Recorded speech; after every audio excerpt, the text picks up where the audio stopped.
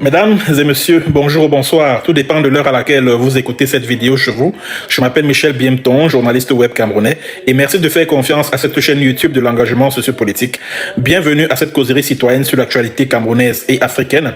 Bienvenue à la chronique de MBT, mesdames et messieurs.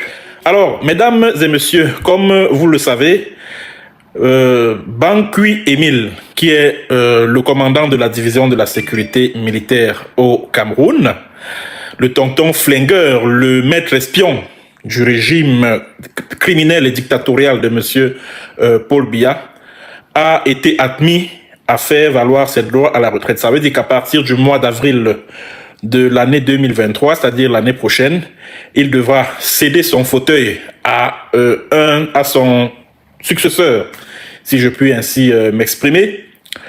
Alors, depuis lors de ce qui me parvient comme information, Bankui ne cesse de maudire les Ekambeti. Bankui Émile, ainsi donc tu maudis les Ekambeti. Aujourd'hui que Paul Biya t'a envoyé en retraite, c'est-à-dire qu'il a signé un décret, je crois que c'était le 7 juin dernier, il a signé un décret qui t'a envoyé en retraite. Aujourd'hui, tu te mets à vomir les Ekambeti, à estimer que non, vraiment, ils ont gâté le pays, la sécurité est devenue n'importe quoi, les frontières du Cameroun sont devenues une passoire, vraiment, les Ekambeti ont gâté ce pays, etc. Ah, tiens. Ainsi, tu as le courage de t'en prendre aux Ekambeti qui sont au pouvoir au Cameroun autour de Biya. Tu estimes aujourd'hui que voilà, ils ont gâté le pays. Je tiens cette information de mes indiques qui travaillent à ton bureau là-bas. Parce que moi, je t'avais dit que ta sécurité militaire là, j'ai mes agents qui sont là-bas. C'est-à-dire que pendant que toi, tu m'infiltres, tu cherches à m'infiltrer, à me mettre en filature, moi aussi, je te mets en filature. Et mes agents m'ont révélé que tu passes ton temps à dégueuler sur les Ekambeti qui sont au pouvoir au Cameroun, sous le prétexte qu'ils t'ont envoyé en retraite sans que tu n'aies obtenu ce dont tu rêvais, à savoir un galon de général et un poste de directeur de la DGR. Voilà pourquoi aujourd'hui, tu estimes que non, les Ekambeti ont détruit le pays, vraiment, que la sécurité, le renseignement est devenu n'importe quoi, ils en font n'importe quoi, etc. Le Cameroun est devenu une passoire, les frontières du Cameroun sont devenues tellement poreuses, les Ekambeti sont des paresseux, etc. Tu as eu à le dire un jour, et l'information m'est parvenue. Aujourd'hui, tu maudis les Ekambeti, tu n'as encore rien vu. Tu n'as encore rien vu, Bankui Émile. Tu n'as encore rien vu. Je t'avais prévenu, non? Je t'avais prévenu que le jour où tu m'as pris, tu m'as jeté en prison. Ainsi commençait ta descente aux enfers. Je te l'avais dit. Je te l'avais dit. Je te l'avais dit. Mais tu t'attendais à quoi? Tu penses que ces Ekambeti dont tu parles, et je me réjouis d'ailleurs, que tu reconnaisses que c'est Essingan qui dirige le Cameroun. Parce que quand tu dis oui, les Ekambeti, c'est de cet Essingan dont je parle ici tous les jours. Donc tu fais allusion à Essingan. Et c'est Essingan qui t'a envoyé en retraite, sans que tu n'aies été nommé directeur de la DGR, sans que tu ne sois passé au grade de général. C'est Essingan qui t'a foutu dans la merde. Tu as rendu tous ces services, tu as tué les gens.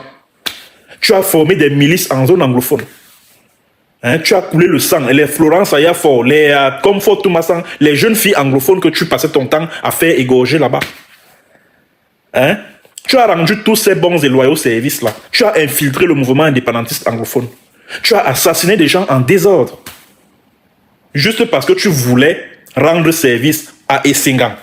Voilà donc Essingan qui t'a envoyé en retraite. Voilà Essingan qui t'a envoyé en retraite. C'est tout simplement parce que tu n'as pas pu faire ce qu'on appelle décoder Biya. Il y a un journaliste français qui s'appelle François Mattei. Il avait écrit un livre appelé Le Code Biya. Le Code Biya. Et le code avec Biya, c'est quoi? C'est la loi de l'Ometa. Puisque Biya, c'est un chef il fonctionne comme le chef d'une mafia. Et la règle principale dans une mafia, c'est le silence. Or, dans tout ce que tu as eu à faire, tu t'as dit que tu as posé des actes de telle sorte que le monde entier soit au courant que non, tu as fait ci, tu as fait ça. Et c'est ça qui t'a coulé. Notamment concernant mon affaire. Quand tu me prends, tu me jettes en prison. Tu te dis que non, le monde entier, bon, comme tu passes ton temps à m'insulter, à dire que je suis un va-nu-pied, etc. Vraiment, un type qui ne vaut rien. Hein, mais les médias passent leur temps, machin. Tu dis que, mais comment les médias peuvent s'attarder sur un type qui ne vaut rien, un va-nu-pied? Quand tu me jettes en prison le 23 octobre 2018, tu te dis que non, la presse nationale et internationale, vraiment, n'en fera pas cas, hein, vraiment, puisque c'est une quantité très, très négligeable. Bon, c'est un va-nu-pied, il ne vaut rien. Toi-même, tu as vu tout le tollé que cela a suscité. Toi-même, tu as vu les médias internationaux, les agences de presse internationales qui ont parlé de mon affaire. C'est à partir de cet instant-là que tes problèmes ont commencé. À partir de cet instant-là. À partir de cet instant. Et je suis sûr qu'au fond de toi-même, tu ne vas jamais oublier Michel Biemton que je suis. C'est-à-dire que quand tu vas prendre ta retraite en avril là, tu te souviendras longtemps de moi. Que le gars, si vraiment... C'est-à-dire que ce Michel Biemton là, c'est l'un des pires cauchemars de ma carrière. Je dis les pires cauchemars. Tu as essayé tu as envoyé des agents pour venir m'enlever au Burkina Faso, me ramener au Cameroun. Au moment où ils arrivent, moi je suis déjà en Norvège. Ça veut dire que en termes de renseignement, même tu ne vaux absolument rien. Tu ne vaux rien. Tu ne vaux absolument rien en termes de renseignement. Pourtant, quelqu'un à ta place, qu'est-ce qu'il aurait fait? Il aurait cherché, et je l'avais dit dans une de mes chroniques ici, il aurait cherché à collaborer avec moi. Parce que quand tu envoies un journaliste de surcroît en prison, tu en fais un héros. Banque Émile, tu sais ce qui a emporté l'ancien directeur de la DGRE au Belabout, celui qui était là avant Eko Maxime. C'était l'affaire Bibi Ngota. Or, si ce 23 octobre 2018, tu t'étais souvenu de l'affaire Bibi Ngota, tu n'allais jamais aller jusqu'à me jeter en prison. Tu n'allais jamais le faire. Jamais.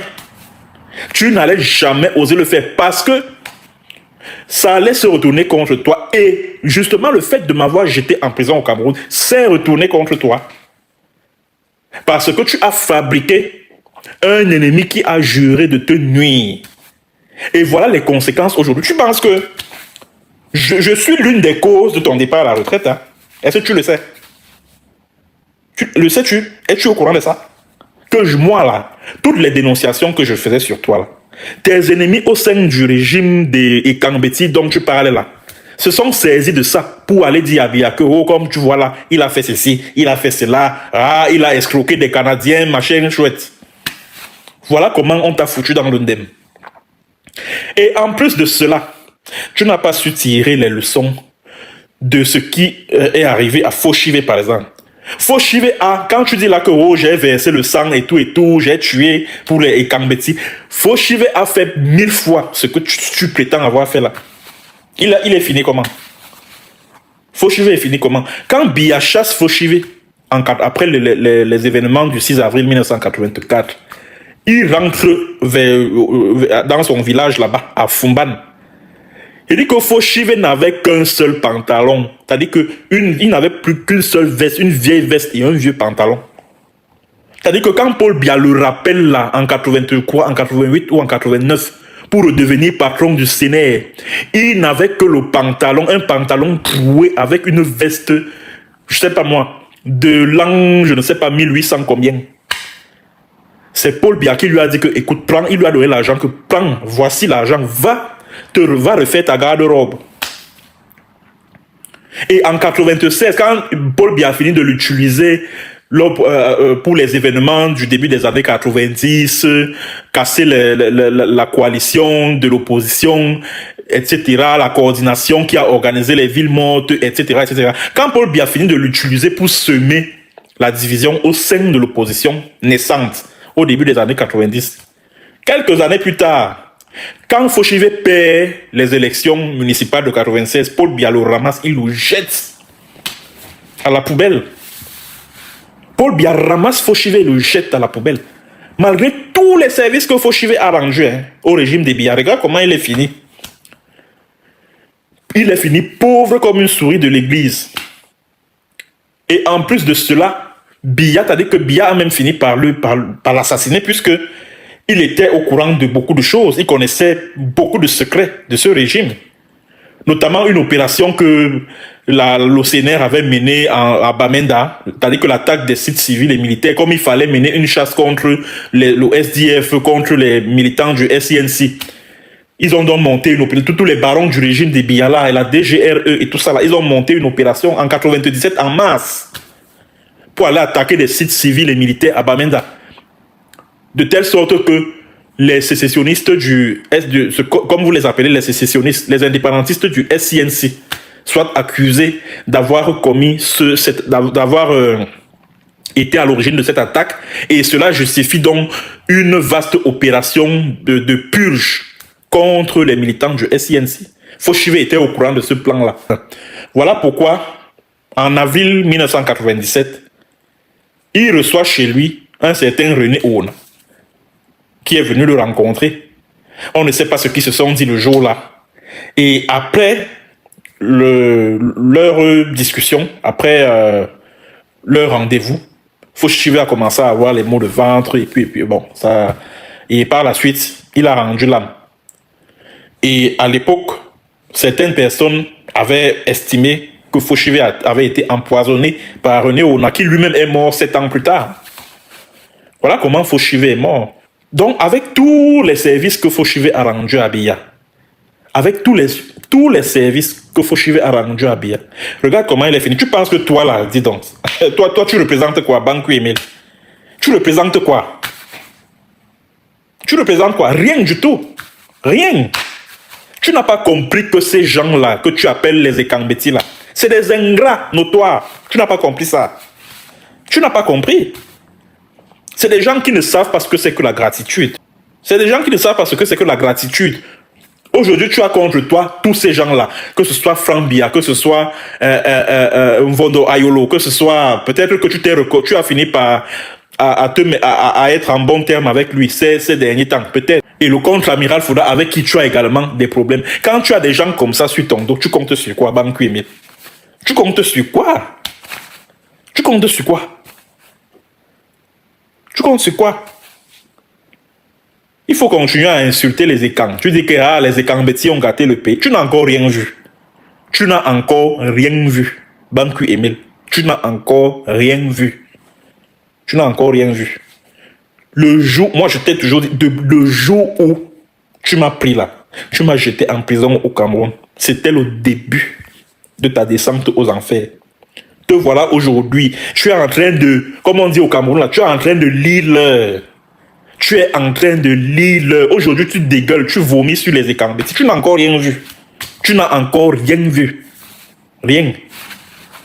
Je ne sais même pas ce que deviennent tes affaires au niveau de l'Est là, où tu exploitais de l'or, du diamant, des pierres précieuses et tout ça là. Je ne sais pas ce que devient ton business là.